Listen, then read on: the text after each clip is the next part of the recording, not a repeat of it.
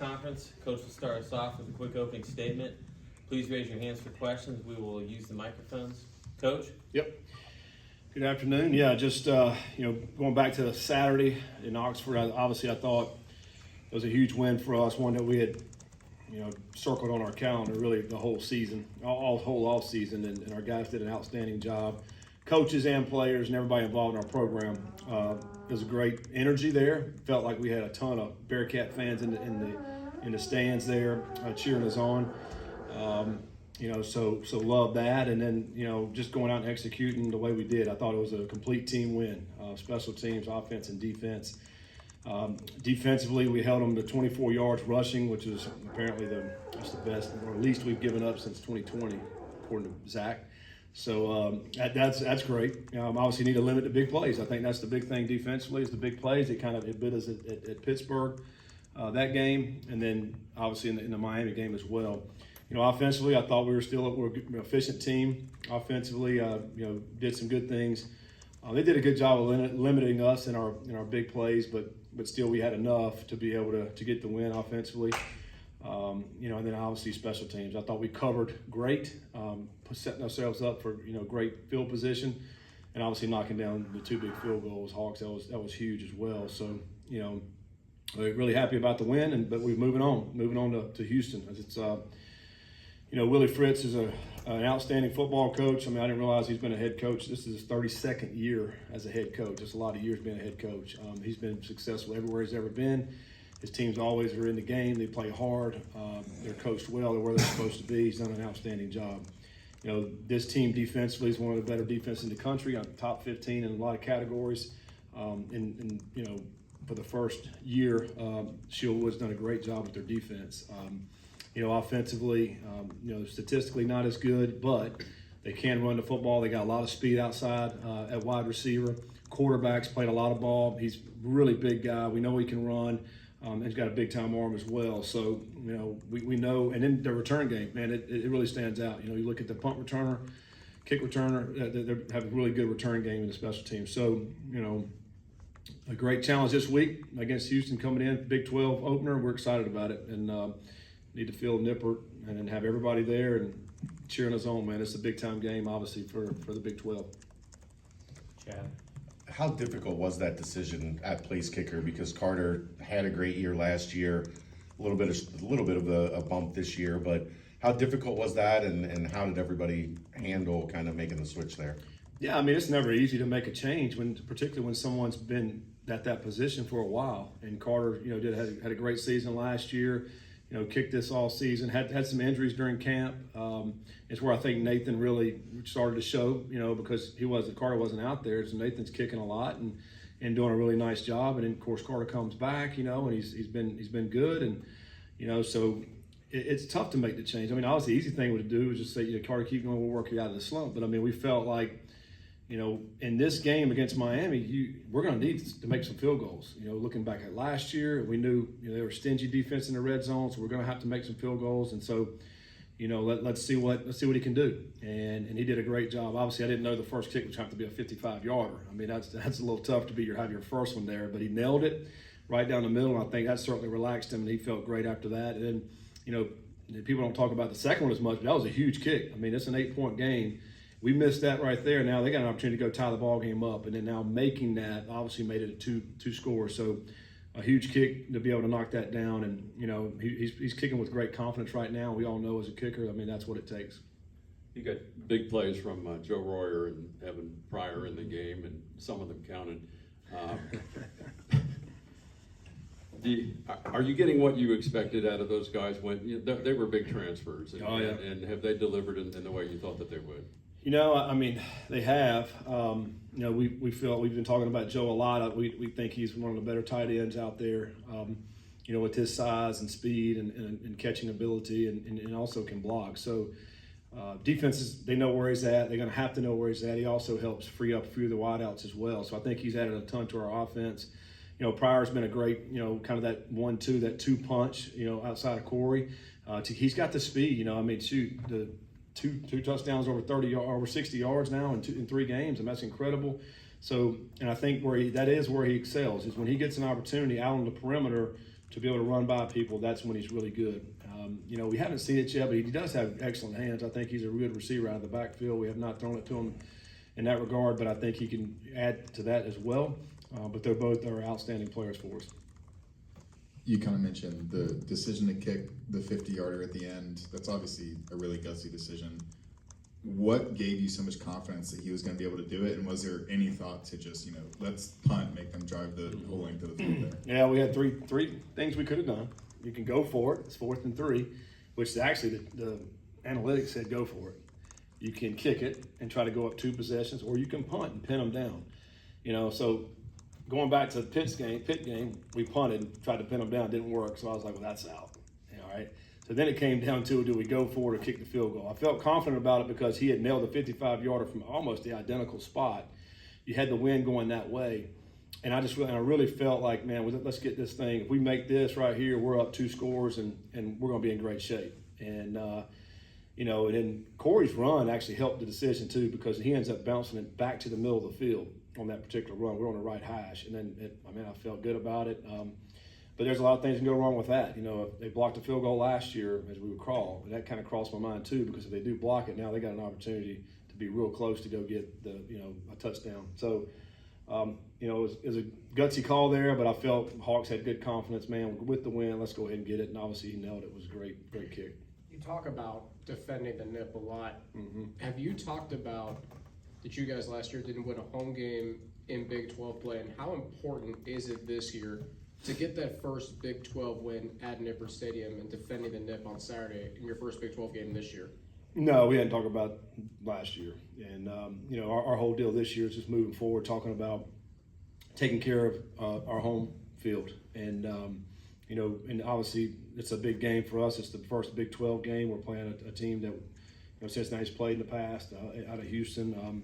And so for us, the first Big 12 game, it's a huge game. I mean, a huge game. And playing a team like Houston that's, you know, playing, I think, really good football, had an opportunity to beat Oklahoma, you know, 2 weeks ago. You know, so we obviously, you know, this is huge for us. And all our focus and attention is everything's on Houston right now. I asked you going into camp about the freshmen and their ability to impact this roster.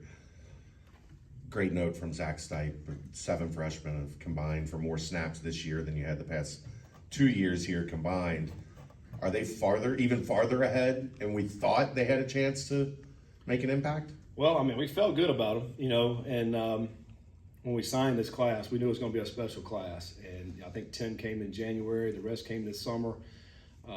But as the camp went along, there were a few guys we felt like, okay, they're going to play right now, you know, and then as we've gone throughout these weeks, you know, you get a couple of injuries here or there. These guys were kind of right there on the cusp, and you start inserting them. They start making plays, you know, and I think they're going to continue to play more and more. So I mean, they've had a huge impact on this program, and they will for years to come, because I think they're number one, they're great people. They have great character. Most all these freshmen, and they're also really good players. I think they're going to continue to get better and better and better as we go throughout this season. And there'll be some guys that will make some big time plays for us as we head throughout the year. Donovan Smith is a huge dude and gets a big head of steam. Who plays that part on the scout team? Because you've got a lot of quarterbacks, but none quite that size. We don't have anybody that, unless we take one of our defensive ends to play quarterback. That's about how big he is. You know, he's, you know, having played him last year, you know, you look across the field, you're like, my gosh, I didn't know he's that big, you know, but he is. I mean, 6'4", close to 240, looks like a big tight end or a big defensive end that can run. You know, he had a couple big runs in the game this past week that they played in, and we know what he can do with his legs. He's also had, in his past, he's had some great throwing games. I mean, over 300-yard passing games, and he can affect a game. There's no question about it. I think, you know, I also think they have a lot of speed. I think from their running back position and also in the wide receiver room, they have a lot of speed there that can really get some big plays. And that's where we got to be good, is to limit those big plays and try to make them try to drive the football. Drogosh could do it. Potentially. Yeah. Kind of going off Chad's question about the freshmen, but you dealt with the redshirts last year, especially with Barry Jackson, and now you have, I think you had 16 tackles by true freshmen against Miami. How different could it look this week into week 5? But, you know, especially with guys like Simeon Coleman, Marquavius Sabor, and Sanks, who are basically contributing at a consistent rate. Yeah, I mean, I think, maybe, as we see these guys move forward, their roles are going to increase. I think some started the season was getting, 5 snaps or 15 snaps. And I think we're starting to get a little bit more into 20s and maybe even into 30s. I mean, Parker's a great example where he didn't play hardly any at the beginning of the season. And I think Saturday had some impact plays, for us. And I think he'll continue to get more and more, particularly as you look at D-line where we've gotten dinged up a little bit down there. I think, Simeon, had 4 tackles in the game and played, about 28 to 30 snaps. I mean, so that's a lot of production in that small number of plays. I just think you're going to see more and more of these guys really come to the forefront and start making more plays. And more opportunity, I think, was probably the big thing. Coach, you guys had a lot of success in the run game versus Houston last year, 240 yards on the ground. Offensive line loses a guy like D'Artagnan Tinsley on Saturday. Do you just have an update on him heading into Saturday? Yeah, I mean, we're still, surveying and seeing where we're at with him. I think, the good news is we've played, several guys up front that we felt pretty good about our depth coming in. Phil will be back this week, so he'll be practicing today. So he's been out. How long? He's been out 2 or 3 weeks, maybe. I can't remember. Really 3 games, hasn't he?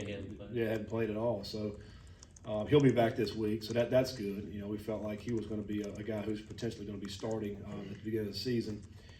So to get him back, we'll see with DT. I think, we'll try to find whoever the most healthiest and put the best 5 out there in whatever positions they may have to play. 3rd straight week that you guys are kicking off at noon. Do you, just out of curiosity, do you like certain kickoff times better than others? Does your team feel the same way? I don't know about the team. I personally love it at noon. There's nothing better than playing at noon and getting a win and just sitting, putting your feet up and relaxing, watching college football. You don't care who wins after that. One of the negatives of playing late games is the fact that, man, as soon as you play your game, like when you go home, you got to go to bed. You got to get up and go again. You don't have any time to relax, decompress at all. Because you're also locked in, every day of the week. So I do like to have the fact that you play early and now you at least get a few hours to relax on Saturday afternoon. Any other questions for Scott? Just basic difference between Willie Fritz and Dana Holgerson coach team, other than Willie's a tad older. I don't know the differences between the two. I've never worked with either. I do know, Willie's does a great job wherever he's been a head coach. They've always won. He always gives his team's chances to win. I've known people that have worked for him. People like working for him. He treats people really good. It's a good, good culture in the building. Just a lot of respect for him and everywhere he's been successful. Looking back at the first 2 games, the run defense had some spaces that guys were able to run to. How much improvement did you feel like you saw against Miami in closing down those running lanes, guys being in the right gaps? Mm-hmm. It seemed like the execution looked a lot better. It did. I thought we got better push too off the edges and up front. When they did try to run the football, we were right in the backfield right there. I thought our safeties did a better job of coming down, fitting the run, where we didn't against Pitt. There were several times, several different safeties that came down and we didn't make the tackle. We actually came down and fit it like we were supposed to and made the tackle this week. They had 24 yards, and I even think probably 12 of those yards was the last drive. So really the whole game, we pretty much shut the running game down. And, and they didn't really try to run the football. They were more trying to throw it. Gabbert's such a great passer. But we did fit the run better. Our guys, came to the ball better. I thought we tackled better. I think for those reasons, obviously we held them under rushing. And this will be a bigger challenge, I think. This team here is going to try to run the football. Also, having to stop the Q runs is a different animal as well. They weren't going to run Q runs with Gabbert. So this is a little bit different animal here that we're going to stop this week with the speed that they have at running back and the size and speed they have at quarterback. This will be a bigger challenge. Hopefully we'll continue to get better at that as we play this week. Reagan? You talked about trying to establish the identity of your offense here. How big has Corey Kiner been for you, especially in the backfield, trying to establish, what this offensive unit can be? Mm-hmm. Yeah, we feel like we say this every week. Such a beast running the football. One of the greatest plays that we had the whole day Saturday was on the 3rd and 2 or 3, when he hits number 15, which he's a heck of a football player, and basically just ran him over and rushed for about 40 yards and really set us up for field goal that last drive. What an incredible play. You know, they stop us right there. We got a punt. I mean, they got plenty of time to go score. That was an unbelievable play by Corey. But I feel like he does it each week in and week out, you know, and I feel like first 3 games we come to halftime, we don't have many rushing yards, and you kind of wear the defense down, and all of a sudden in the second half, it's go time for him. I think that's when he's his best, is when he does get those carries up towards the 20 carry mark. Defenses are starting to get wear down a little bit, and that's when it's go time for him. You know, he's a very, very solid running back. He's done a great job for our offense. You know, him being able to run the football certainly should help and open up more passing lanes. And I think it has in the first 3 weeks. You know, but we'll continue to ride Corey. I mean, he's a stud. With it being the start of Big 12 play, is your message to the team any different? Do you notice anything different with the temperature of the team, the intensity of it?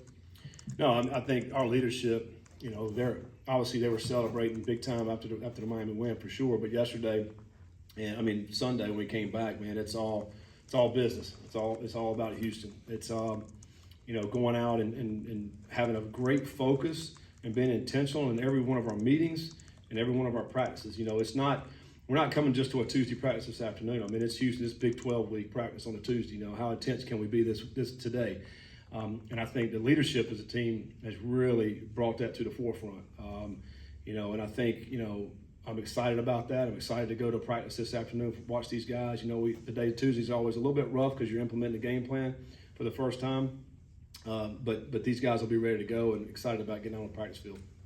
You might not like dealing in hypotheticals, but say Phil is back and DT doesn't play. Should we expect to see Harder at guard, or could there be some shuffling with possibly DeAndre? Yeah, you know, Harder did a great job filling in when DT went out. I think Harder's had I thought a really good offseason, spring practice and fall camp. You know, so if Harder, you know, I would suspect Harder will play anyway this game. There potentially could be some shuffling. You know, Buford's played guard and tackle; he can play both. You know, it feels available and able to come back, you know. I mean, so that there's a chance or opportunity there where we can move some guys around.